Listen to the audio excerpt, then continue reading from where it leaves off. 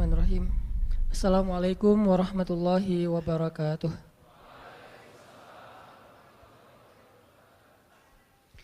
Alhamdulillahirabbil alamin. Alhamdulillahilladzi arsala rasulahu bil huda wa dinil haq liyudhhirahu 'alad dini kullihi wa kafa billahi syahida. Asyhadu an la ilaha illallah wahdahu la syarikalah wa asyhadu anna Muhammadan abduhu wa rasuluh la nabiyya ba'dah. Allahumma shalli wa sallim wa barik ala sayyidina wa habibina wa maulana Muhammadin wa ala alihi wa sahbihi ajmain. Teman-teman yang dirahmati Allah Subhanahu wa taala, barakallahu fikum, jazakumullahu khairal jaza. Makasih banyak untuk keistiqomahan teman-teman hadir, dan kita emang harus banyak bersyukur. Soalnya Allah ngasih banyak kita kemudahan di Bandung ini secara khusus untuk kita makin menempa diri dan iman kita lewat majelis-majelis ilmu. Itu dimudahin banget sama Allah. Ketimbang kalau kita bandingkan dengan teman-teman kita di kota-kota lain, terutama di pelosok. Kemarin saya baru pulang dari Papua, daerah Sorong. Di sana tuh kedatangan saya disambut kayak penyambutan menteri. Jadi pakai acara seremoni ala Papua gitu. Ada apa? Kayak mukul-mukul rebana, tapi dengan genre metal. Kenapa bisa gitu-gitu banget? Karena memang jarang banget di tempat mereka itu ada taklim, terutama dengan konteks anak muda, itu jarang banget. Sehingga sekali-kalinya ada, mereka tuh benar-benar happy, euforia banget. Semuanya saling mention, kakak hadir tah gitu ya, pada datang. Kakak jangan lupa ya hadir, kalau tidak hadir tidak masalah. Wah, pada datang rame-rame, seru gitu. Sedangkan kita di Bandung, hampir tiap masjid-masjid besar ada taklim. Rata-rata ustadz-ustadz, ulama-ulama yang berdakwah sekarang itu dari Bandung. Sehingga kita bisa dengan mudah mencari ilmu, belajar, duduk dalam majelis-majelis para ustadz, para ulama, dan ini harus kita syukurin.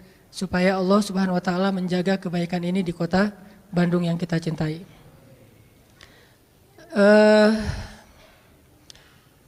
Saya lupa, harusnya malam ini kita melanjutkan kajian tentang Luqman ya, yang kemarin sempat kita bahas di Masjid Telkom. Tapi karena berhubung judulnya udah keluar, gak apa-apa, kita coba post dulu kajian tentang Luqman.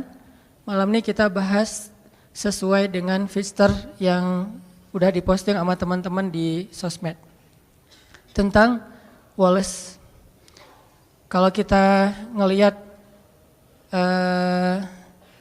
dari fiturnya, analoginya gimana ya rasanya bisa kadang-kadang ngerasain hidup cita rasa Louis Armstrong misalnya. Jangan terus-terusan sepultura kan ya. Kadang ada kondisi kita butuh semangat, kita butuh action yang benar-benar bikin kita itu survive dalam satu masalah. Tapi tidak selalu action dan semangat kita itu harus dalam keadaan rushing, dalam keadaan buru-buru, dalam keadaan panik. Banyak banget masalah yang bisa kita lewatin dengan sikap-sikap yang dalam tanda petik santai. Banyak banget konflik yang bisa kita lalui justru dengan sikap-sikap santai kita. Kalau semua konflik kita lalui dengan sikap-sikap panik, dengan sikap-sikap berlebihan, maka kayaknya ada kalanya konflik yang kita dapetin itu efeknya lebih besar dan bertambah rumit dengan sikap kita sendiri. bisa konflik dengan orang tua. Konfliknya mungkin salah paham atau udah agak kurang nyambung nih antara kita dengan orang tua. Orang tua punya angle berbeda, kita juga punya pola pikir kita sendiri. Gak nyambung, gak usah masalah yang rumit, masalah milih jurusan aja kadang-kadang gak nyambung nih antara kita sama orang tua. Apalagi milih jodoh. Itu kan pasti paling berat kan ya. Susah banget ngelawan dua hal yang sama-sama sakral. Satu perasaan cinta, kan sakral banget tuh. Kedua lagi perasaan orang tua. Ini konflik yang luar biasa nih. Gimana ngehadapin yang kayak gini-gini tapi dengan sikap yang tidak menambah masalah. Kalaupun tidak mengurangi, minimal tidak menambah masalah. Gimana kita tetap bisa santai, walas dalam kondisi-kondisi yang sulit, kayak konflik tadi. Atau juga mungkin bagi yang udah nikah, walaupun di sini sedikit kayaknya, konflik sama pasangan. Memangnya selalu konflik itu bisa kita lalui ketika saling bersih tegang? Memangnya konflik itu selalu bisa kita lalui dengan berdebat? Walaupun ada kalanya debat itu bisa memperbaiki keadaan, memperjelas situasi, atau minimal klarifikasi terhadap hal-hal yang mungkin tidak diketahui. Tapi lebih banyaknya justru masalah-masalah pribadi dilalui itu bukan dengan berdebat, justru dengan diam. Bukan dengan berdebat, justru dengan mendoakan di dalam doa masing-masing. Bukan dengan debat, justru dengan muhasabah diri, dengan menenangkan diri. Sehingga Nabi kan mengajarkan kalau kita marah, berdiri suruh duduk. Bukan berdiri suruh lari kan ya, berdiri suruh duduk. Atau dalam keadaan marah disuruh berwudu. Ini tips-tips teknis yang nilainya sebetulnya sama aja. Berusaha untuk menenangkan diri dan melewati suatu masalah itu bukan dengan kepanikan, bukan dengan emosi yang membara. Nah, bisa nggak kita ngelalui hal-hal yang kayak gini? Atau dengan teman yang sama-sama sedang bersaing ngecengin seseorang yang sangat istimewa. Bisa nggak fair play lah ya? Gimana caranya? Apalagi beda sekolah. Bisa nggak dengan sikap woles kita menghindari tawuran? Dengan sikap woles kita nggak ada lagi perang antar kampus atau antar sekolah. Ini semuanya diajarkan oleh Al-Quran, walaupun dengan contoh kasus yang berbeda-beda. Bahkan yang diangkat oleh Al-Quran, kasusnya lebih berat loh dari konflik atau masalah yang kita hadapi. Termasuk yang dicontohkan Nabi di dalam keluarga beliau. Saya sering banget ngisahin kisah keluarga Nabi di mana sikap woles Nabi itu justru nyelesain masalah sama istrinya. Kadang kita berpikir ketika ada konflik antara kita dengan seseorang, sikap tegas kita, sikap keras kita, sikap belak-belakan kita itu bisa mengklirkan masalah. Tapi seringkali ternyata justru memperunyam masalah. Gimana harusnya? Masa saya diam aja? Kadang diam itulah penyelesaiannya. Kadang ya, nggak selalu. Tapi kita kadang malas menggunakan kartu ini nih, kartu diam, kartu muhasabah diri, dan kartu doa. Begitu ada masalah sama seseorang, kita diam, kita wudhu, terus kita sholat, habis sholat kita doain dia. Sebutin namanya. Nanti coba rasain bedanya suasana hati kita tentang dia sebelum dan sesudah doa, before dan after. Mungkin selama ini karena kenapa kita agak susah untuk recovery, susah untuk bisa nyaman lagi dengan orang yang punya konflik sama kita, mungkin kita nggak pernah nyebutin nama dia di dalam doa kita. Hanya doa untuk diri sendiri doang nih. Ya Allah sabarkan saya, sabarkan saya. Coba ditambah, ya Allah sabarkan saya, ya Allah sayangi saudara saya Fulan bin Fulan. Mungkin dia nggak sengaja, maafin dia. Kalau dia benar, maafin saya. Sebutin namanya, lalu coba rasain bedanya perasaan kita tentang dia before dan after kita berdoa dengan nama itu. Kadang kartu ini bisa benar-benar menyelesaikan masalah kita secara amazing, secara ajaib yang kita nggak pernah mikir gitu bisa selesai. Dan Nabi mencontohkan buat kita gimana woles itu benar-benar bisa menyelesaikan masalah, terutama masalah-masalah yang hubungannya dengan pribadi. Beda lagi nanti kalau masalah negara, masalah agama kan setiap urusan itu ada sikapnya. Tapi kalau dalam masalah pribadi saya kira sikap Wallace ini paling dominan yang harus kita sering gunain. Contoh yang saya pernah cerita Wallace-nya Nabi kepada istri-istri beliau, salah satunya kepada Aisyah, pas Aisyah cemburu.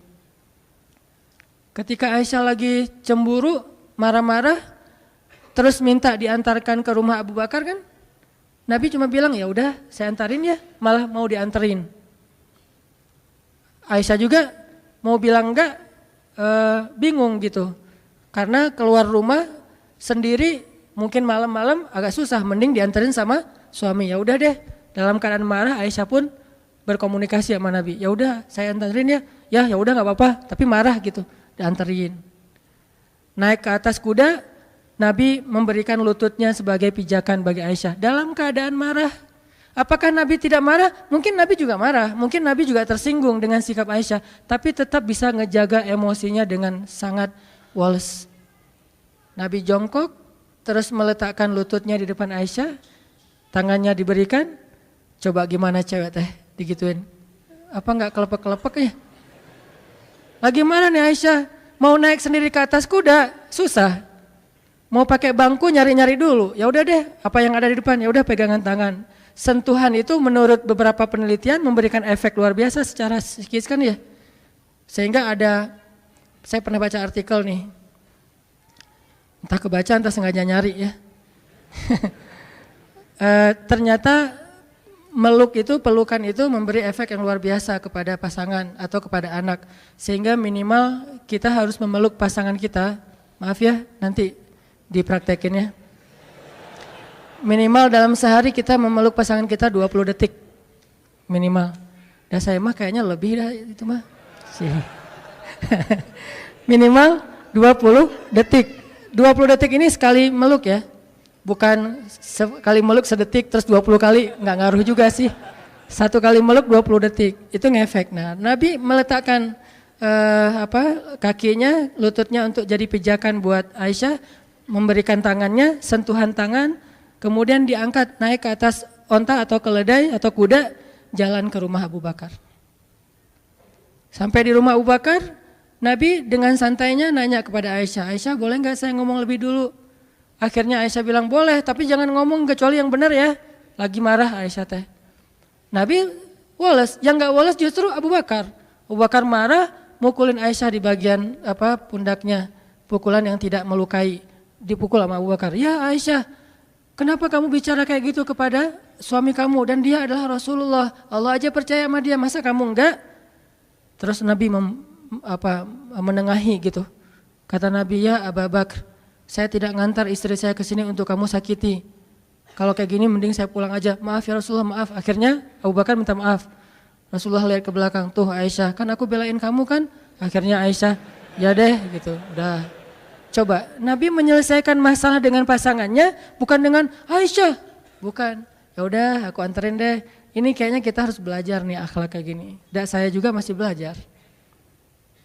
Kalau teman-teman, nggak apa-apa kalau nggak belajar, karena juga nggak tahu praktekin ke siapa kan. Nanti aja deh belajarnya. Sekarang dengerin aja dulu. Susah nih hilang dari tema ini. Tuh Wallace menyelesaikan masalah. Gimana caranya hidup dengan cita rasa Louis Armstrong tadi misalnya, dalam tanda petik gitu. Walaupun kadang butuh cita rasa sepultura gitu, ketika kita lagi dalam keadaan semangat pengen sukses apa segala macam, butuh rushing kayak gitu. Tapi ini dalam kondisi yang sulit, dalam kondisi yang tertekan, dalam kondisi konflik, kadang memang Louis Armstrong itu menjadi cara buat kita menyelesaikan masalah. Ibarat orang lagi sakit kepala, kadang bukan minum obat yang pahit obatnya, tapi tidur. Dia tidur selesai. Ketika orang lapar, kadang-kadang bukan makan nasi, tetapi ketemu teman bisa hilang laparnya, teman TTM. Nah, ini semuanya masuk dalam materi tentang gimana punya sifat yang wikor. Wikor itu atau sakinah. sakinatun waqar. Gimana itu? Contohnya dalam sholat. Nabi mengajarkan kita tentang woles justru dengan praktek sholat. Gimana woles dalam sholat? Salah satunya adalah ajaran Nabi, kalau kita datang ke masjid dan kita mendengar di masjid orang udah mulai sholat, imam udah takbir, maka jalanlah dalam keadaan sakinatun waqar, dalam keadaan tenang dan gak usah terburu-buru. Di situ diajarkan. Padahal kita mau menghadap Allah, padahal kita akan kehilangan banyak keistimewaan takbiratul ihram bareng dengan imam, shaf pertama, banyak kebaikan yang kita akan kehilangan. Tapi tetap aja ada toleransi dari Allah melalui Rasulullah, udah aja santai dah, gak usah terlalu diburu-buru. Daripada kita lari terus ngos-ngosan takbir, baca doanya juga gak khusyuk. Ternyata justru kualitas didapatkan dengan sakinatun waqar, dengan dalam keadaan sakinah, santai, tenang. Udah datang ke masjid santai, tenang. Sehingga ketika ada seorang sahabat keliru dalam bab ini, gak salah tapi keliru, Nabi menasihati dia kan, dia masuk ke gerbang masjid, ke pintu masjid, dia ngelihat Nabi dan sahabat sudah ruku. Akhirnya dia takbir di pintu masjid, dia ruku di pintu masjid, dia jalan sambil ruku ke arah shaf. Kan ada yang kayak gitu, Bakrah bin siapa gitu. Selesai sholat dia curhat, Rasul saya tadi sholatnya lucu loh, model baru gitu. Saya nyebutnya tutorial sholat ala Bakrah. Gimana tutorial sholat ala kamu? Saya sholatnya tadi rukunya di pintu masjid, terus sambil ruku, sambil jalan, karena takut ketinggalan rakaat pertama. Ini juga dalil bagi sebagian ulama bahwa ruku itu masuk dalam rakaat pertama. Tapi sebagian yang lain berpendapat berbeda. Masing-masing punya mazhab lah. Kita respect dengan semua mazhab. Nah, Nabi ngasih tahu, ya udah besok-besok jangan gitu lagi ya. Coba. Nabi juga ngasih taunya woles. Woles tapi nyelesain masalah, bukan woles diam pasif ya. Woles tapi nyelesain masalah, nggak marah-marah. Apaan kamu nih sholat kok dibuat-buat, kan saya nggak pernah ngajarin, dasar bid'ah. Nggak pernah Nabi ngomong kayak gitu. Santai aja ngomongnya tuh. Nggak usah tarik deh gitu ya. Biasa aja, nggak usah nyolot kalau bahasa anak ini mah. Ternyata Nabi juga nggak nyolot dalam masalah-masalah sepele kayak gini. Nabi cuma bilang, ya udah besok-besok jangan diulang ya. Kalimat inilah yang membuat para sahabat, para ulama beda pendapat. Ada yang bilang, oh berarti itu nggak boleh, jadi harus ditambah 1 rakaat, nggak boleh kayak gitu. Ada yang bilang, oh itu boleh, cuman makruh. Buktinya Nabi mengatakan, ya udah besok-besok jangan diulang. Seandainya nggak sah, pasti Nabi suruh ulang. Jadi beda pendapat di antara ulama. Yang jelas teksnya mah kurang lebih Nabi itu woles banget menyelesaikan masalah. Ada sahabat yang lebih ekstrim lagi nih, wolesnya Nabi dalam dakwah kepada laki-laki Badui yang buang air kecil di masjid. Itu kan simbol woles Nabi paling keren tuh. Walaupun saya ngebahas hadis ini, jangan berpikir saya mampu kayak gitu, kayaknya nggak mampu. Bayangin masjid, bukan masjid yang dibangun orang terus kita datang, enggak. Masjid yang kita bangun dari nol, jerih payah kita banget nih. Kita datang dari Mekah ke Madinah, di Madinah tuh belum ada apa-apa. Kita bangun masjid itu dari nol banget. Kita bangun gotong royong, udah jadi masjidnya, tikar-tikarnya udah digelarin, duduk dengan para sahabat, udah capek lelah istirahat. Tiba-tiba datang seorang laki-laki yang entah dari mana, gak jelas, gak dikenal, main buang air kecil aja tuh di pojok masjid. Dia kira ini toilet umum, main buang aja di situ. Sahabat ngeliat itu sekelas Umar udah ngeluarin pedang tuh. Umar udah sap langsung, hampir digini-giniin sama Umar. Wah ini gak tahu nih. Umar udah ngeluarin pedang, sahabat-sahabat lain udah merah mukanya, udah mau digebukin aja rame-rame. Nabi yang paling mencintai masjid di antara semua umat Islam, jadi jangan bilang misalnya, Nabi bisa kayak gitu berarti biasa-biasa aja perasaannya dengan masjid. Enggak, Nabi itu paling cinta rumah Allah. Buktinya beliau paling lama kalau itikaf. Mana pernah kita itikaf Ramadan 30 hari atau 29 hari. Nabi pernah banget Ramadan itikafnya full. Enggak usah ada masjid, belum ada masjid aja Nabi itikaf di Gua Hiro sebelum jadi Nabi. Jadi Nabi itu cinta banget dengan rumah ibadah. Cinta banget dengan rumah Allah. Sehingga ketika ada yang menistakan rumah Allah itu pasti paling marah duluan Nabi teh. Karena hati beliau paling bersih. Kenapa Nabi bisa woles? Karena itulah yang diajarkan Allah. Akhirnya Nabi bilang udah woles saja sahabat-sahabat, santai. Tunggu sampai dia selesai. Jangan ganggu dia. Karena kalau kita ganggu dia nanti jadi penyakit. Bayangin baru setengah diganggu kan jadi penyakit ya. Tunggu, biarin dia sampai selesai. Kalau belum, mungkin dihalau. Tapi karena udah terlanjur ya udah beresin aja dulu. Udah beres, baru Nabi minta tolong ada beberapa orang sahabat ngambil air, disiram, dibersihin, beres. Orangnya dipanggil sama Nabi. Siapa namanya? Senyum malah tuh coba. Jadi kalau kita belajar Islam rajinnya justru cemberut, kita ini nggak ikut sunnah Nabi. Kalau makin kita belajar Islam makin rajin senyum, berarti kita ikut sunnah Nabi. Karena sunnah Nabi yang paling luar biasa itu senyum. Bahkan kepada orang yang nggak ngerti, disenyumin sama Nabi. Siapa namanya? Kenalan. Coba lihat KTP-nya, SIM dan segala macam. Bahasa kita. Nah, ini mah kita ya. Ambil kenalan, udah ngobrol-ngobrol baik. Akhirnya Nabi ngasih tahu, ini tuh rumah ibadah. Kami mensucikan tempat ini karena kami di sini menyembah Allah Subhanahu wa taala. Jangankan buang air, bahkan sampah aja kami pungut dari sini. Kan ada hadis kalau misalnya kita ngelihat sampah sekecil apapun di masjid, masukin ke kantong nanti dibuang di luar kalau itu bukan najis gitu kan. Nah, sampah aja nggak boleh ada di dalam rumah Allah. Tadi kamu mungkin karena nggak tahu ya, gitu-gitu deh bahasa kurang lebih. Oh itu ya, maaf salah, saya salah tempat berarti dan segala macam, dia nggak enak hati gitu. Ya udah nggak apa-apa, dinasehatin, lama-lama malah masuk Islam. Udah mungkin dia sengaja ngetes kali itu, cuman agak ekstrem sih ngetesnya mulanya gitu. Pengen hijrah, maaf, buang air kecil di masjid dulu. Kalau masjidnya woles, dia hijrah. Kalau masjidnya nggak woles, dia nggak jadi hijrah tuh. Akhirnya dia masuk Islam, udah gitu dia doa, ya Allah rahmatilah saya dan rahmatilah Muhammad, yang lain jangan. Doanya gitu-gitu amat. Saya dan Muhammad doang, yang lain jangan. Sebel dia sama yang lain. Yang lain makin, apaan sih doa juga. Kata Nabi, jangan gitu. Kalau doa mintalah kebaikan buat semuanya, karena kamu akan mendapatkan kebaikan sebanyak yang kamu doakan. Oh gitu, ya Allah rahmatilah saya, rahmatilah Muhammad, dan rahmati juga orang-orang di sekeliling saya. Baru yang lain geleng-geleng. Benar ya, Nabi luar biasa. Bisa mengubah kutub hanya dengan sikap woles-nya. Bukankah ada sahabat yang masuk Islam itu justru gara-gara Nabi juga menunjukkan sikap woles ketika dia marah-marah? Dia tuh pengen bunuh Nabi nih, nanti cari ya namanya siapa. Dia pengen bunuh Nabi, ketangkap sama para sahabat, diikat di masjid, di tiang masjid.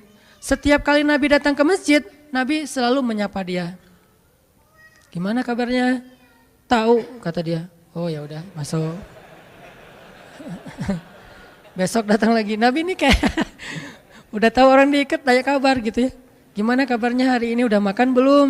Tahu orang lagi diikat gini, nanya kabar, marah. Nabi bawa makanan, nih ada korma, tapi nggak diracun, korma aja. Korma air, Nabi ngasih dia air, tapi diikat tetap diikat. Kenapa kok bisa gitu? Karena hak agama, tetap hak agama nggak boleh kita curangin. Kalau kita mencurangi hukum Allah, berarti kita zalimnya ke Allah. Karena kita terlalu ngeringanin, terlalu nggak tegaan, akhirnya kita mencurangi hukum Allah. Tapi jangan sampai kita menjalankan hukum Allah sambil mencurangi hamba Allah. Inilah indahnya Islam, pertengahan banget nih. Tegas tapi nggak zalim. Ada orang yang tegas, keras, zalim. Ada yang terlalu lemah, akhirnya jadi kezaliman merajalela. Nah, Nabi tetap mengikat dia di tiang masjid, tapi dikasih makan. Dan makan itu makanan yang Nabi makan, bukan sisa. Dikasih minum, disapa, diperhatikan kalau lagi malam pakaiin selimut biar nggak kedinginan, tapi tetap diikat di masjid. Dia bisa tidur sambil duduk di tiang masjid. Lama-lama setelah Nabi berkali-kali menunjukkan sikap woles yang luar biasa, akhirnya dia membalas sapaan Nabi. Nabi japri dia udah bukan dirit lagi sekarang, dibalas. Mulai typing dia teh. Tadi dirit juga enggak, diblok malah. Tapi Nabi ngirim aja terus. Nah, kita kadang-kadang ngedakwahin teman kita dengan perasaan bukan kita udah lebih baik dari dia ya. Gak boleh sama sekali kita berpikir kayak gitu. Karena kita sadar kadang kalau dia nanti udah dapat hidayah Allah, bisa jadi dia akan nyalip kita di tengah jalan, lebih soleh dari kita.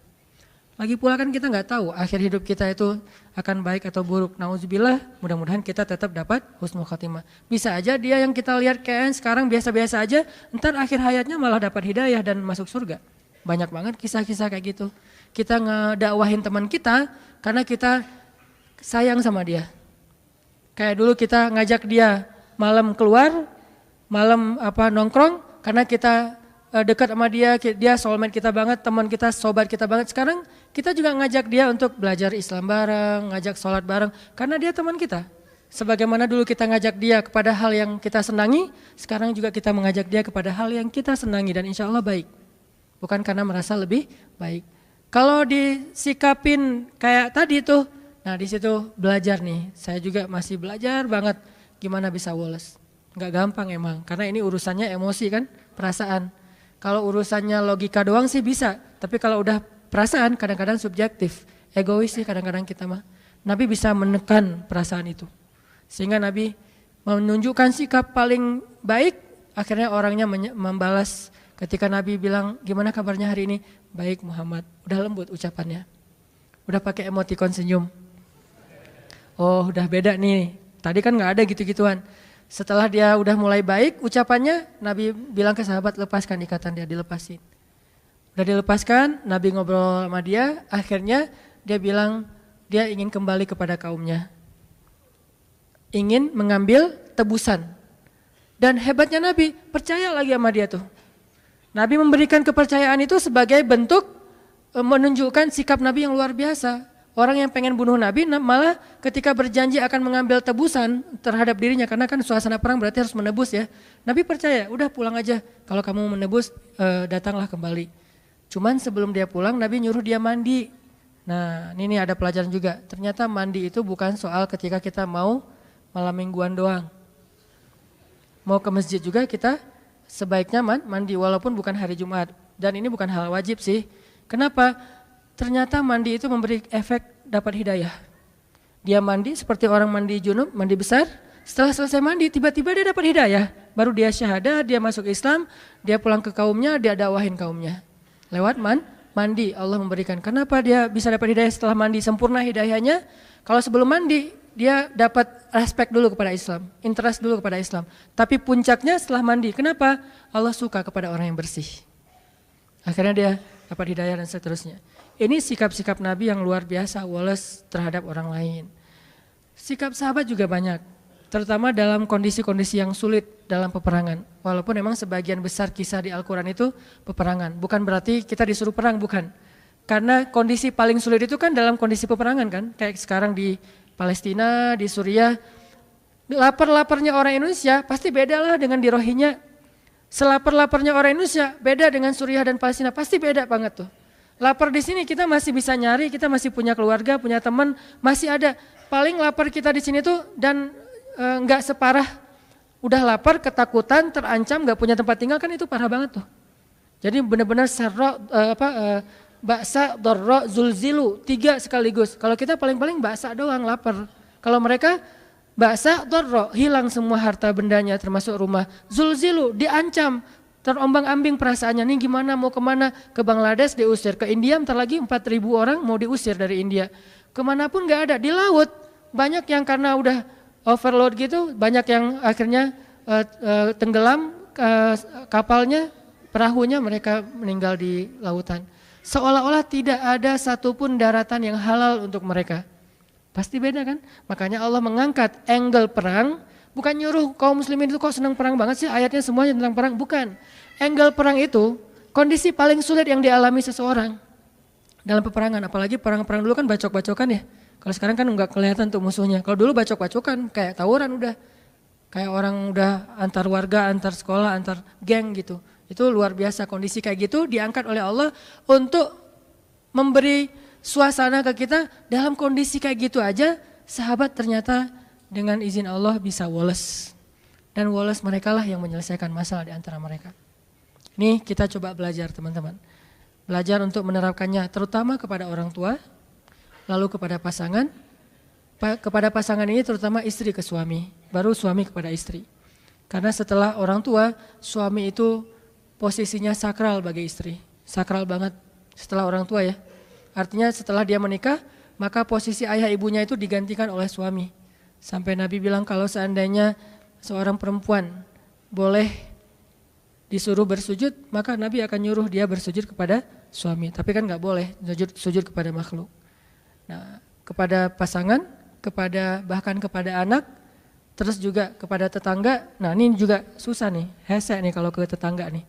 Ada tetangga yang suka iseng, yang sering usil, gimana cara kita woles? Kadang-kadang kita sekedar nggak dibales sapaan kita aja udah nggak bisa woles. Punten, orangnya nggak bilang mangga, udah. Atau kita lagi duduk, orang lewat nggak ngepuntenin, itu juga kadang-kadang kita emosional kan. Kita duduk nih, orang lewat, nggak ada punten-puntennya, jalan aja, wah bisa emosi. Kenapa sih kita terlalu mudah disulut emosinya? Dan ini akan membuat bukan hanya kita pribadi, bangsa kita itu susah banget untuk bisa damai karena masalah kecil aja kita tersulut. Hanya masalah di jalan, hanya masalah dengan teman, hanya dengan masalah dengan mantan, tersulut. Tapi emang susah sih kalau mantan, apalagi mantan yang tidak punya hati ya. Nah, kita sekarang coba baca nih ayat tentang woles di dalam Al-Quran ya. Coba teman-teman buka surat 33 Al-Ahzab ayat 22. Surat 33 Al-Ahzab ayat 22.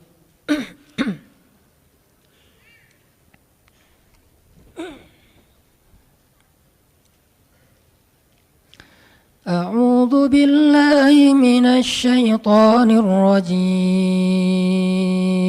Mangga.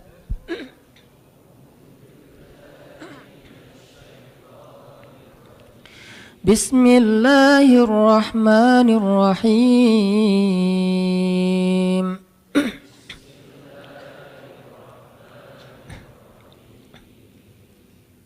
ولما رأى المؤمنون الأحزاب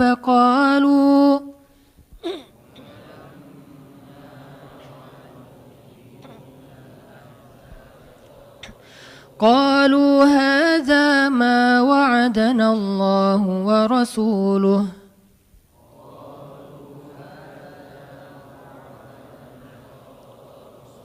وصدق الله ورسوله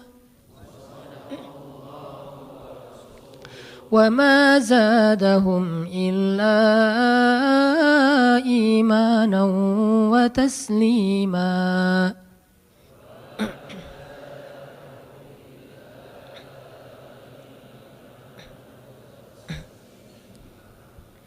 Dan ketika orang-orang beriman melihat pasukan-pasukan Ahzab, pasukan Ahzab itu pasukan yang berkoalisi banyak gitu ya, kumpulan kabilah gitu. Mereka berkata, inilah yang apa yang pernah dijanjikan Allah dan Rasulnya, dan benarlah Allah dan Rasulnya. Sehingga tidaklah hal itu menambah bagi mereka kecuali iman dan kepasrahan. Ini kondisi sahabat ketika dalam keadaan tertekan. Kayak gimana kondisinya, ceritanya? Ceritanya sahabat waktu itu lagi mengalami musim kemarau. Musim banyak panen yang gagal. Dagangan gak laku. Sehingga sahabat-sahabat yang kaya juga miskin. Apalagi yang miskin. Untuk makan itu susah banget. Dan di zaman itu memang benar-benar kalau dibilang susah, benar-benar susah. Gimana gambaran susahnya? Sampai Nabi mengikat batu di perutnya. Ada beberapa cara Nabi menahan lapar. Salah satu caranya Nabi akan duduk dalam keadaan bersandar, gak kuat lagi menegakkan punggung. Cara yang lain melipat tubuhnya kayak orang lagi ruku atau sujud untuk menahan rasa lapar. Cara yang paling berat lagi kalau udah gak ketahan lagi, diikatlah batu di perut. Seolah-olah batu itu makanan yang masuk ke dalam perut sehingga menahan lapar. Ketika beliau ruku dan sujud, kedengaran suara gesekan batu. Karena kan di dalam jubah tuh pakai batunya di perut, bukan caper-caperan, gua tuh zuhud loh, lihat nih batunya banyak nih. Enggak gitu sih. Ditaruh di dalam jubah, pakai jubah sholat. Begitu sujud dan ruku, kedengaran suara gesekan batu. Terus Aisyah nanya, ini suara apa dipegang sama Aisyah? Pas dilihat sama Aisyah, Aisyah nangis. Kayak gimana Nabi gak pernah komplain, gak pernah ngeluh, padahal selapar itu. Dan beliau gak pengen istrinya tahu kalau beliau tuh lapar banget, membuat istrinya sedih. Sehingga ditutup dengan jubah. Begitu istrinya maksain pengen cari tahu ada apa sih Rasul, udah gak apa-apa. Dipaksain, nangis Aisyah. Ya Allah betapa dosanya saya membiarkan suami saya kelaparan kayak gini. Tapi mau masak apa, gak ada apa-apa di dapur. Nih Nabi nih. Jadi benar-benar dalam kondisi lapar, haus, susah, nggak ada apapun.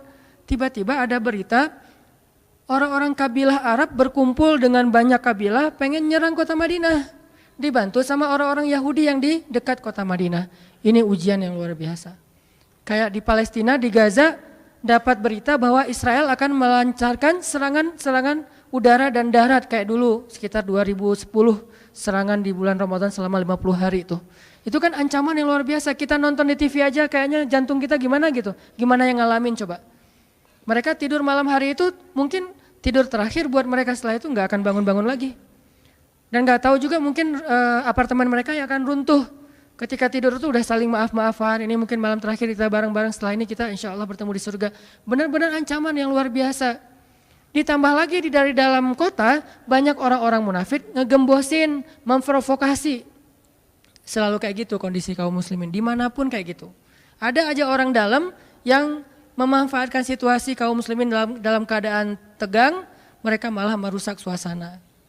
Ini kondisi ketika walamma ra'al mu'minun al-ahzab. Ketika mereka melihat pasukan musuh yang sangat banyak mengelilingi kota Madinah, dan kalau musuh itu masuk ke dalam kota Madinah, nggak akan memberikan ampun, habis semuanya. Karena musuh-musuh itu kalau masuk suatu kota, mereka akan menghancurkan rumah, membakarnya, merusak ladang, dan mengambil harta-harta, bahkan sampai anak kecil juga nggak diampuni. Itu kan yang terjadi di Suriah dan di Palestina. Sampai anak kecil juga nggak diampuni. Salah apa anak kecil di kayak yang terakhir serangan di Idlib kemarin nih, rumah bersalin diserang. Memang orang bersalin salahnya apa? Memang orang bersalin mau nembak-nembakan gitu. Tapi kayak gitulah sifat dari musuh, ahzab. Pasukan-pasukan koalisi dari berbagai macam kabilah, kalau sekarang negara. Itu kan ujian yang luar biasa nih. Tapi apa yang dirasakan oleh orang-orang yang beriman? Qalu hadza ma wa'adana Allah wa rasuluh. Mereka malah bilang ini nih yang dulu dijanjikan Allah dan Rasul. Kalau orang Suriah bilang ini nih yang disebutin di dalam hadis Nabi, bahwa nanti ketika terjadi huru-hara akhir zaman, iman adanya di Syam. Iman adanya di Syam. Syam itu yang mana? Suriah, Yordania, Palestina, sebagian kecil dari Turki, Lebanon. Iman adanya di Syam, pusatnya di Suriah. Dan terbukti dalam kondisi kayak gitu juga mereka masih ngafal Quran. Kita kadang-kadang pilek dikit nggak masuk kampus, nggak masuk sekolah ya. Ini dalam kondisi perang masih ngafal Quran. Dan kadang-kadang mereka pergi ke tempat ngafal Quran, masjidnya dihancurkan, nggak pulang lagi tuh. Yang lebih berat bukan anaknya, orang tuanya melepaskan anaknya dalam kondisi perang, pergi ke masjid untuk ngafal Quran, di mana masjid itu banyak banget jadi target serangan bom udara. Itu kan orang tuanya luar biasa tuh perasaan mentalnya, bisa melepaskan anaknya ke masjid. Saya aja ngelepasin anak ke pesantren itu nggak tega. Duh, berapa lama tuh baru bisa dikunjungin? Sebulan sekali Babah, kata anak-anak. Wah, sebulan sekali. Nggak jadi deh, nggak usah pesantren, mending di rumah aja. Nggak tega gitu teh. Gimana melepaskan anaknya ke masjid yang mungkin akan diserang setiap saat, kapan aja. Ini iman. Kok bisa kayak gitu? Apa yang menjadikan mereka wales dalam kondisi lebih berat dari kita? Dan kita masalahnya lebih ringan, harusnya lebih wales dari mereka. Jadi makin ditekan, makin yakin sama Allah. Makin banyak masalah, makin yakin sama Allah. Makin berserah kepada Allah. Kok bisa kayak gitu? Ada orang yang ketika makin banyak masalah, makin ragu sama Allah. Ini Allah maunya apa sih? Gitu kan? Ketika makin banyak masalah, makin kayak mempertanyakan takdir dan ketentuan Allah. Kenapa kok saya yang ngalamin ini? Kenapa saya dari dulu gak selesai-selesai masalahnya? Kenapa justru setelah saya berhijrah malah banyak masalah? Kenapa para sahabat sebaliknya? Makin dikasih ujian, makin wa ma zadahum illa imanan wa taslima. Gak bertambah kecuali iman dan kepasrahan. Jadi dikasih ujian malah makin yakin sama Allah, bukan makin ragu. Misalnya dia ganti nih model transaksi dagangnya, bisnisnya. Yang tadi mungkin syubhat atau haram, sekarang dia pakai model transaksi bisnis yang halal aja deh, yang aman-aman aja. Gara-gara transaksi yang halal malah banyak masalah. Masih mending kalau masalahnya cuman berkurang income-nya. Ini malah ditipu orang lah, rugi segala macam. Mulai mempertanyakan, nih bener gak ya saya ngambil jalan yang syariat segala macam, kok malah makin susah nih kelihatannya. Kenapa kita ketika diuji malah jadi ragu sama Allah? Kenapa saya katanya kalau misalnya saya jujur, saya akan dapat kebaikan. Ini gara-gara jujur malah nggak lulus. Ya mungkin nggak belajar tapi jujur. Yang satu lagi yang nggak jujur malah nilainya bagus mungkin. Misalnya nggak belajar tapi dia dusta.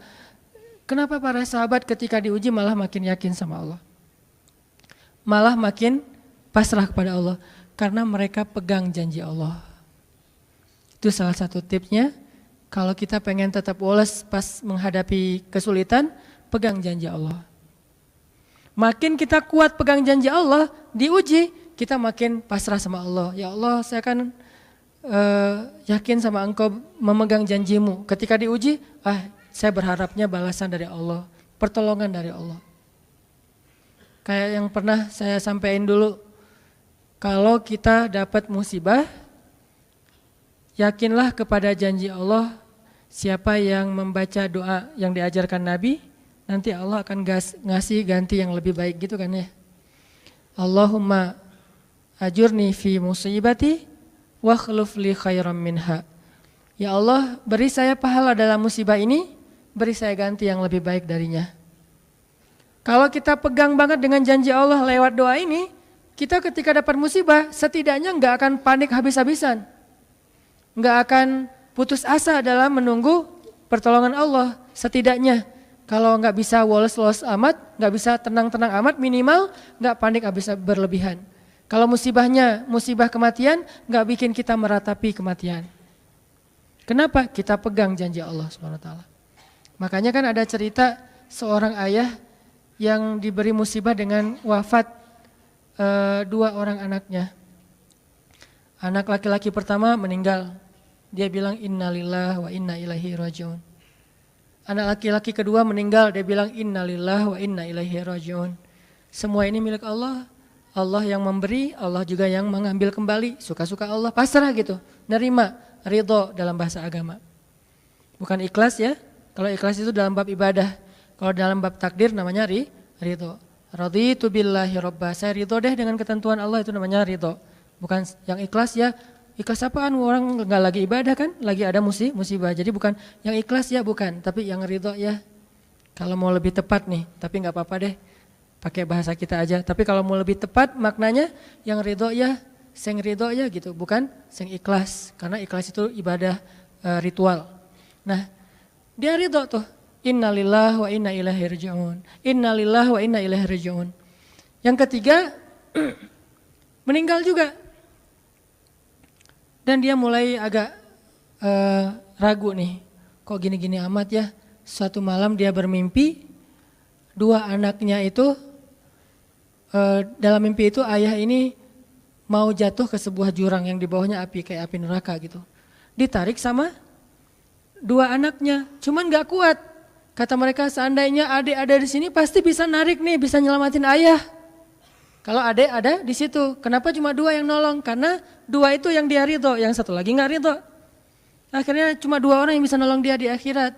Bangun dari mimpi dia sadar, oh ternyata justru Allah pengen nolong dia di akhirat dengan musibah itu. Dan buat anaknya juga kebaikan nanti di akhirat masuk surga. Akhirnya dia bilang innalillahi wa inna ilaihi rajiun, astaghfirullahalazim. Hidup kadang kayak gitu. Ketika kita pegang janji Allah, ada sesuatu yang kita tunggu di dalam kesulitan hidup kita, sehingga buat kita selalu punya harapan. Tapi kalau kita nggak pegang janji Allah, kita nggak nunggu apa-apa kecuali mengeluhkan keadaan kita, dan itu bikin kita lemah. Ditolak yang pertama, innalillahi wa inna ilaihi rajiun. Ya Allah beri saya yang lebih baik darinya. Nemu nih, ditolak lagi. Lebih cantik tapi nolak juga, kan lebih sakit ya. Lebih cantik, ditolak lebih sakit. Ya Allah beri yang lebih baik lagi. Makin lama makin di puncaknya rasa sakit yang udah gak tahan, diterima. Ini happy ending nih. Ada gak ya yang kayak gitu ya? Kalau jarang ada, berarti belum mempraktekkan jurus ini nih. Kalau pengen kayak gitu, coba tes deh. Cuman kalau ngetes Allah, Allah tahu sih ya. Coba deh praktekin, bukan ngetes, praktekin. Nanti pasti kita akan ngelihat hasil yang luar biasa. Jadi pegang janji Allah. Saya kalau nggak selalu sih, kadang-kadang nih, terutama hal-hal yang masih mampu. Ada musibah kecil, langsung berpegangan pada janji Allah. Nah, ntar Allah ganti yang lebih baik. Tapi itu harus dengan bahasa hati ya, bukan dengan lisan doang nih. wa khluf li khairam minha. Hati nggak percaya. Allah kan bermuamalah berakad dengan kita lewat hati itu teman-teman. Allah nggak berakad dengan kita lewat lisan doang. Makanya niat itu kan sesuatu yang terbersih di dalam hati. Walaupun dalam prakteknya ada mazhab yang mengucapkan, ada mazhab yang tidak mengucapkan. Yang jelas secara definisinya terbersih di dalam hati. Innamal a'malu binniyat. Terus Nabi menunjukkan dalam riwayat yang lain, Nabi menunjukkan ke dadanya atau hatinya. Artinya Allah berakad dengan kita itu dengan hati. Jadi kita kalau mau ditolong Allah, katakan kalimat itu dengan benar-benar yakin di hati kita. Wa khluf li khairam minha. Emang yakin saya Allah bisa ganti nih. Yakin. Gimana caranya? Itu bukan bagian kita, itu bagian Allah. Bagian kita berharap, bagian Allah memberikan cara. Jangan sampai kita mengambil bagian Allah. Pasti kita akan kebingungan. Orang kita bukan Tuhan. Mengambil bagian Allah apa? Harus jelas caranya. Kalau nggak jelas nggak percaya. Terlalu logis. Akhirnya nggak lagi ada ruang untuk kita berharap kepada sesuatu. Jangan mengambil bagian Allah. Gimana caranya? Ya terserah Allah. Yang penting saya berharap Allah ganti yang lebih baik. Ikhtiar urusan kewajiban kita kepada Allah. Bukan cara itu. Kewajiban kita kepada Allah. Ikhtiar itu dalam agama kayak ibadah. Sholat, puasa, zakat. Bukan jalan untuk menemukan suatu kebaikan. Karena Allah yang menentukan. Kadang-kadang kita ikhtiar ini jalannya dari yang lain. Kita ngejar, ternyata dapatnya justru yang kita sering pakai curhat.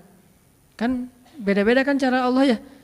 Kita ngejar, gak berhasil curhat lagi ke teman kita di sebelah. Ternyata dia, bukan dia yang jadi sama dia, kita jadi sama dia gitu maksudnya. Ini artinya emang Allah yang punya cara. Asbab, subul. Walladzina jahadu fina lanahdiyannahum subulana. Orang yang bersungguh-sungguh di jalan kami yang akan tunjukkan kepada cara-cara menuju kepada kebaikan. Subul, bukan cuma satu. Kalau satu sabil, ini berarti Allah yang punya cara. Ya Allah, beri saya ganti yang lebih baik. Saya yakin banget nih. Kata teman kita, caranya gimana? Kayaknya mustahil deh. Allah punya cara. Allah bisa mendatangkan sesuatu dengan cara-cara yang kita mengerti, ilmiah, logis. Bisa dengan cara yang kita nggak ngerti, nggak ilmiah, nggak logis. Bisa juga dengan sebalik dari apa yang kita ngerti. Kita ngertinya gini, Allah bikin yang sebaliknya. Allah punya banyak cara. Contoh, Allah mendatangkan kita, melahirkan manusia itu dari pasangan ayah dan ibu. Ilmiah, logis, bisa dijelaskan secara keilmuan. Tapi Allah juga bisa mendatangkan seorang anak tanpa ayah seperti Isa dari rahimnya Siti Maryam yang suci. Atau bisa juga mendatangkan seekor onta bukan dari induknya tapi keluar dari batu seperti ontanya Nabi Sholih. Allah bisa mendatangkan segala sesuatu dari cara-cara yang yahtasib au la yahtasib. Yang kita mengerti atau kita tidak mengerti. Makanya Allah mengatakan wa yarzuqhu min haitsu la yahtasib. Allah kasih rezeki dari jalan haitsu la yahtasib. Yang enggak pernah kalian duga. Berarti kalau masih keduga bukan itu jalannya. Bisa sih kayaknya jalan ini, bukan itu. Bisa sih ini, bukan itu. Terus jalannya apa? Yakin, itulah jalannya. Allah yang akan mendatangkan dengan surprise. Kayaknya surprise itu lebih seru sih. Dan surprise Allah itu emang pasti. Kalau surprise teman kita pas kita ulang tahun, kenapa ya hari ini kok biasa-biasa aja ya, nggak ada yang ngucapin, nggak ada yang ngasih hadiah misalnya ya. Kita masih berharap, mungkin mereka pengen ngasih surprise. Nanti malam-malam tiba-tiba saya masuk ke rumah, saya buka pintu rumah saya, tiba-tiba orang udah ngumpul semua di dalam rumah, terus ngasih surprise happy birthday gitu, balon segala macam, gitu-gitu deh, bisa. Tapi apakah itu terjadi? Belum tentu. Pas kita pulang ke rumah udah siap-siap gitu, gua mah nggak akan kaget lah, yang gitu-gitu pasti udah disiapin. Buka pintu, ngelihat ke dalam, jalan pelan-pelan, nyalain lampu, kosong, nggak ada siapa-siapa. Manusia bisa gitu banget kan? Teman kita atau pasangan kita berpikir pasti dia ingat lah, nggak mungkin dia nggak ingat hari jadian kita atau hari putus kita terus jadian lagi atau hari lahir lah minimal, pasti dia ingat. Tapi belum tentu dia bisa ngasih kita surprise seperti yang kita harapin. Kalaupun dia ngasih surprise, kadang-kadang kado atau hadiahnya itu nggak seperti yang kita harapin, biasa-biasa aja ternyata. Mungkin dia lagi nipis keuangannya, nggak punya modal apa-apa, ya udah ngasih apa yang ada aja, pulpen, permen. Nah, Allah nggak gitu. Allah kalau ngasih surprise itu benar-benar ngasih dan buat kita benar-benar ngerasa beruntung kalau kita percaya. Makanya berakatlah dengan Allah lewat hati. Hadza ma wa'adanallahu wa rasuluh wa shadaqallahu wa rasuluh. Benarlah Allah dan Rasul. Hasbiyallah atau apapun ucapan-ucapan belief termasuk wakhluf li khairam minha, beri saya ganti yang lebih baik darinya. Tapi kita berakad itu dengan hati, Allah tunjukin tuh. Ini yang bisa bikin kita sedikit lebih tenang atau banyak bisa dapat ketenangan kalau kita dalam kondisi yang sulit. Kalau diuji dalam hal-hal yang kayaknya mentok gitu, mau kemana lagi nih, mau gimana lagi nih, mau apa lagi nih, kan gitu kan? Udah nggak tahu lagi mau gimana, mau kemana, mau apa, mau siapa lagi nih? Kayaknya semua yang di list reunian udah ditembak satu-satu, gagal semua gitu kan? Mau siapa lagi nih? Teman kuliah udah, teman SMA udah, sampai teman SD juga udah. Masa nyari teman TK gitu kan ya? Nyari semua nolak, ke siapa lagi? Allah yang punya siapanya. Kadang-kadang siapanya Allah itu kita nggak pernah ngeduga. Yang kita nggak pernah mau ke situ karena berpikir nggak mungkin deh kalau itu mah. Justru kita nggak ngedatangin dia karena kita nggak percaya mungkin. Tapi buat Allah apa sih yang nggak mungkin? Julaibib dengan kondisi rakyat jelata banget ketemu seorang cewek yang selebgram banget. Bisa aja tuh. Apalagi kita yang insya Allah nggak Julaibib amat lah ya. Masih kerenan dikit lah. Walaupun mungkin solehnya pasti jauh dengan Julaibib. Tapi secara fisik ya kita bukan budak. Kita bukan orang yang seperti digambarkan di dalam hadis gimana fisiknya Julaibib sangat pas-pasan. Walaupun tingkat kesolehannya jauh. Pasti sahabat itu tidak tergantikan, tidak tertandingi. Oke, itu satu kasus di Al-Quran gimana Wallace dengan modal pegang janji Allah. Berakad kepada Allah dengan hati. Ini kata kuncinya. Berakad kepada Allah dengan hati. Dan Allah pasti la yukhliful mi'ad. Gak akan ingkar janji. Gak akan. Kalau dengan hati. Masalahnya tingkat hati juga darajat. Lahum darajatun inda rabbihim. Orang yang beriman itu bertingkat-tingkat. Ada yang imannya itu benar-benar luar biasa. Sampai hal yang paling mustahil buat dia tuh gak ada yang mustahil buat Allah. Ada yang berimannya yang berat-berat mah dia masih agak-agak ragu, yang ringan-ringan dia masih yakin. Berarti aku tergantung prasangka hambaku kepadaku.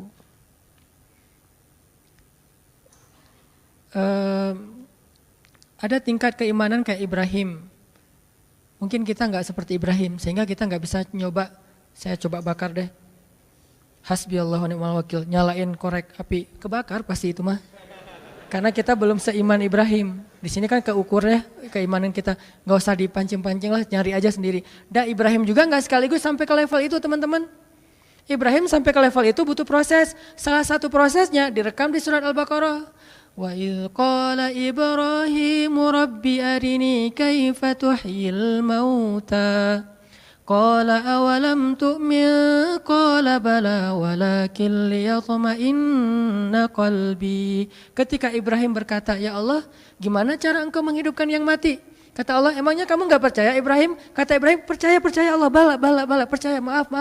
Cuman saya pengen lebih tenang. Berarti apa? Beriman sudah, cuman pengen naik level.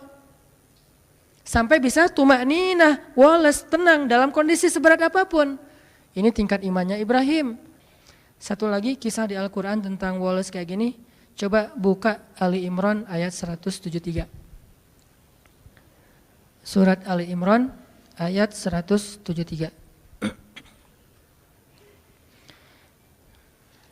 Bismillahirrahmanirrahim.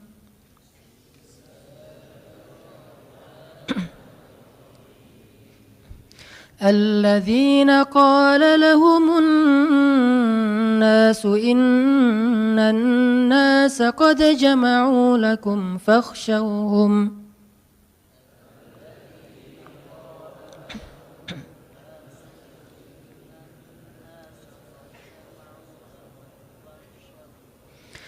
فاخشوهم فزادهم إيمانا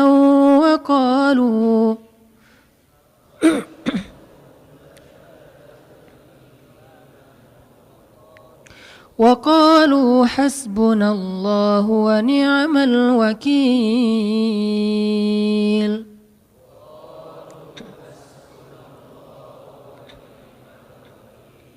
فانقلبوا بنعمة من الله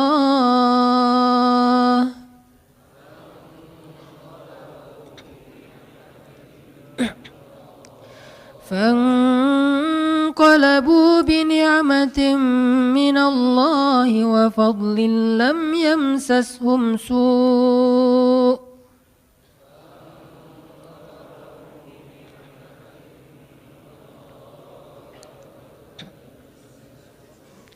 واتبعوا رضوان الله والله ذو فضل عظيم.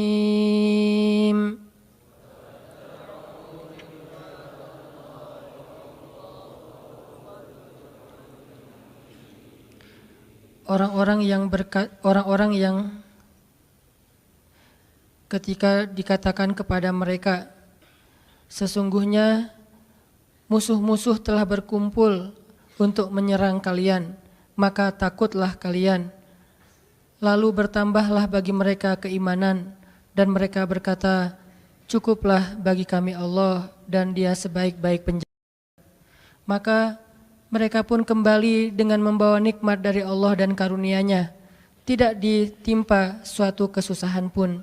Mereka mengikuti ridho Allah, dan Allah yang memiliki segala karunia yang amat besar. Ini kasusnya perang juga, cuman beda. Kalau tadi itu perang Ahzab, kalau ini perang Uhud. Kita tahu musibah dalam perang Uhud. Dalam kondisi para sahabat habis terpukul dengan kejadian mereka dihabisin di padang Uhud, sampai Nabi tembus geraham beliau, sampai ada beberapa sahabat senior dan tokoh banget meninggal syahid dalam perang Uhud. Banyak para sahabat itu yang kena anak panah belum dicabut, cuma dipatahin doang. Banyak yang kesayat-sayat sampai Ummu Umarah, seorang perempuan yang melindungi Nabi itu, ada 20 bekas sayatan pedang di tubuhnya. Jadi dibacok itu 20 bekas bacokan di tubuhnya. Semua sahabat itu luka parah. Semua luka parah. Ada yang matanya buta, ada yang lagi sakarat, lagi udah koma, udah parah banget. Dalam kondisi terluka-luka, berdarah-darah di sebuah daerah namanya Hamra'ul Asad. Nama daerahnya Hamra'ul Asad. Apa itu Hamra'ul Asad? Singa berdarah. Jadi nama daerahnya juga pas dengan kondisi itu. Kaum muslimin seperti singa yang habis diserang oleh hyena, dikeroyok, berdarah-darah, luka-luka, menganga gitu. Dalam keadaan lemah yang luar biasa, mereka berada di Hamra'ul Asad. Tiba-tiba Nabi mengatakan, wahai kaum muslimin, mari kita kejar musuh. Coba, Nabi itu baru selesai diperban, dalam keadaan luka parah, sahabat juga masih ada yang patah kakinya, patah tangannya, puntung tangannya, ada yang kena luka di perutnya, segala macam. Kata Nabi, mari kita kejar musuh. Jangan sampai membiarkan mereka ngerasa euforia udah dapat kemenangan. Sahabat dalam kondisi kayak gitu tuh gak beralasan, ya Rasul, lain kali aja deh, masih banyak hari-hari yang lain, kita pulihkan dulu. Enggak. Rasul juga sakit, kita mah kasihan sama Rasul sih sebetulnya. Enggak, modus ya. Nah, hashtag modus mah cuma ada di kita, di zaman mereka tuh gak ada modus-modusan. Karena modus pasti masuknya golongan munafikun di zaman itu. Kalau kita kan modus, memang kita juga suka ngemodus kan. Modus perhatian, modus bangunin tahajud, gitu-gitu kan. Kalau itu nggak ngomong, ya Rasul kita mah siap, cuman kasihan nih Rasulullah juga berdarah-darah, masa mau kita ntar daripada Rasulullah celaka atau terjadi apa-apa, udah deh Rasulullah kita istirahat dulu. Enggak, langsung berdiri semuanya. Nggak sanggup berdiri karena kakinya patah, dia duduk. Nggak sanggup berjalan, dia merangkak. Akhirnya pada jalan ngejar dalam kondisi luka-luka parah. Ini kayak singa mau balas musuhnya, lagi berdarah-darah. Hamra'ul Asad, singa berdarah merah, berdarah merah gitu. Akhirnya dalam kondisi sedang semangat-semangatnya, tiba-tiba orang munafik datang lagi nih, selalu kayak gitu. Mereka selalu bikin masalah ketika kaum muslimin lagi ada masalah dipersulit sama mereka. Kata mereka, innan nas qad jama'u lakum fakhshawhum. Musuh itu sekarang jama'u, lebih kuat lagi, ditambah lagi pasukannya, datang yang baru-baru lagi, lebih kuat daripada yang kemarin. Kemarin aja kalian udah hampir kalah, apalagi yang ini. Fakhshawhum, udah gak usah cari masalah, pulang aja, kata orang munafik. Apa kata kaum muslimin? Hasbunallah wa ni'mal wakil. Cukup buat kami Allah. Kalau mereka punya banyak pasukan, kalau kami punya Allah.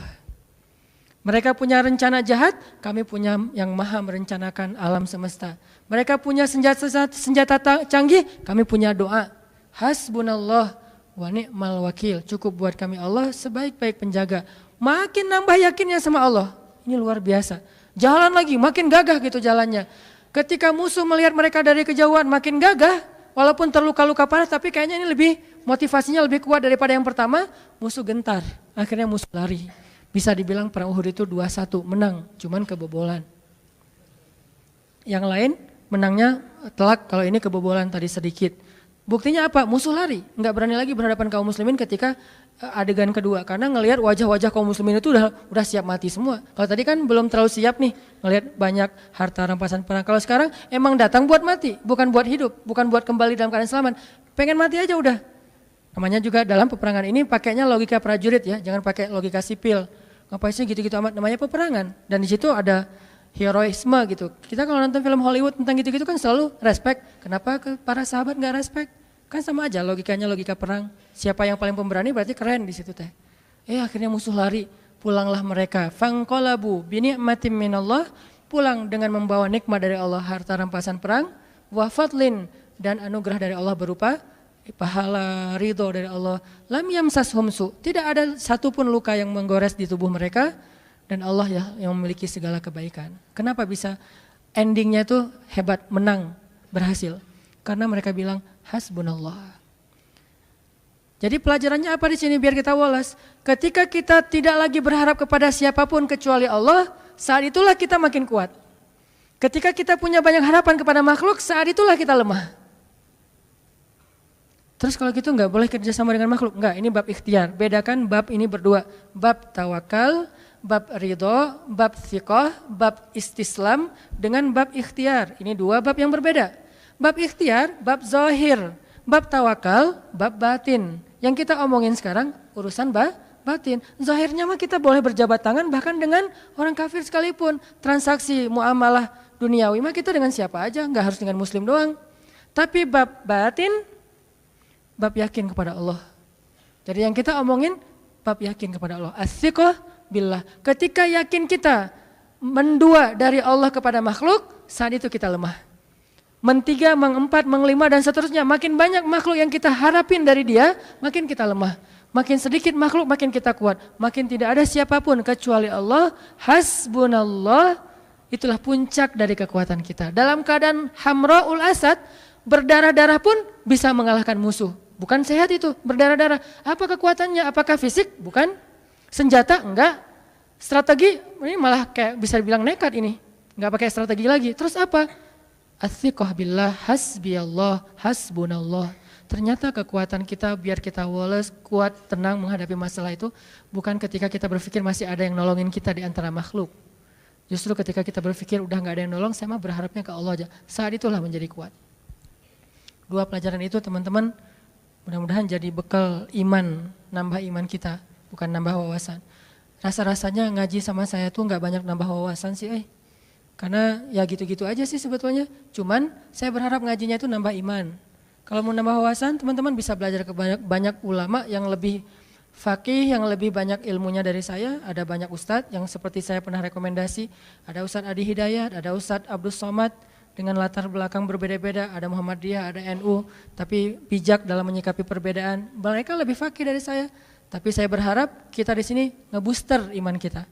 Karena kalau itu udah kuat, yang lain jadi mudah. Mudah-mudahan bisa nambah iman, nambah yakin. Satu, pegang janji Allah. Kedua, jangan berharap kecuali kepada Allah. Walaupun secara zahir berikhtiar kepada manusia. Tapi batin gak boleh terlibat kepada makhluk. Hanya kepada Allah Subhanahu Wa Taala. As-siqah billah. Mudah-mudahan ini menjadi kebaikan buat kita semuanya. Nambah iman. Wa ma zadahum illa imanan. Wa yaziduhum khusyu'a. Bertambah iman, bertambah tunduk kepada Allah Subhanahu wa taala.